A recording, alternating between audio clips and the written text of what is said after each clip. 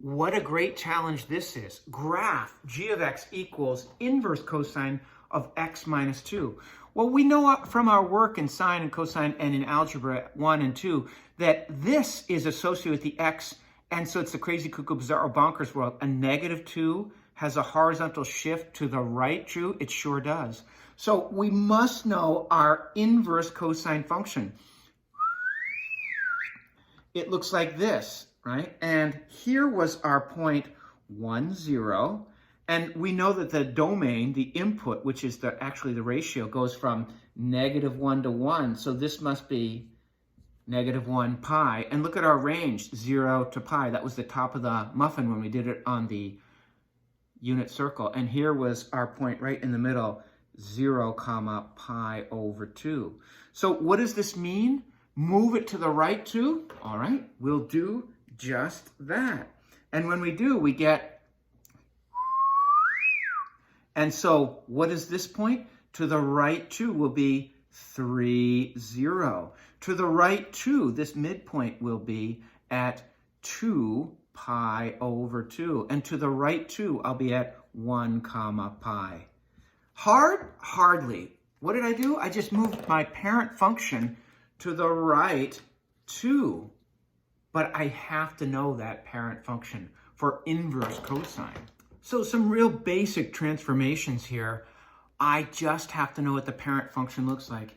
Inverse sine, well, that almost looks like our y equals x cubed, right? But we have to know where it starts and stops.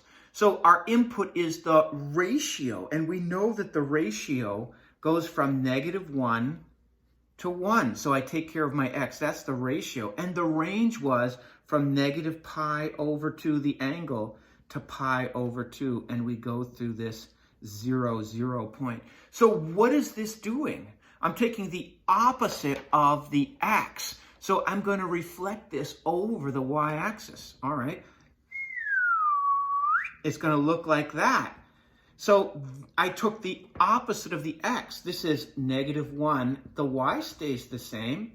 Here it goes through 0, 0. The opposite of the x, 1 comma negative pi over 2. Not so bad. All I did was I reflected this over the y-axis because it says take the opposite of the x. I multiplied each x by -1, and this is the shape I got. Well, what a nice problem this is. We're asked to graph h of x equals inverse tangent x plus pi. Well, the real challenge here is we just have to know what inverse tangent x looks like. You know what, I'm going to make this a little tighter here. Let's bring this together a little bit closer.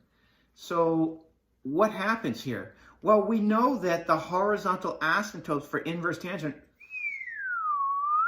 look at that unlimited domain. X can be anything, but we're here from y equals negative pi over 2 to y equals pi over 2. Well, what kind of a transformation do we have here?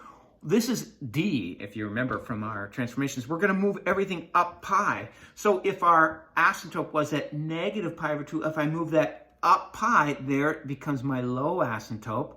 And if I move this, if I add pi to pi over 2, I get, you guessed it, y equals 3 pi over 2. So our new graph is going to look something like this. And our two asymptotes are from y equals, horizontal asymptote, y equals pi over 2 and y equals 3 pi over 2. Here was our 0, 0 point. If I go up pi, it's going to be now 0 pi. So not hard at all. The hard part is knowing those functions. And I'll tell you, knowing your parent functions.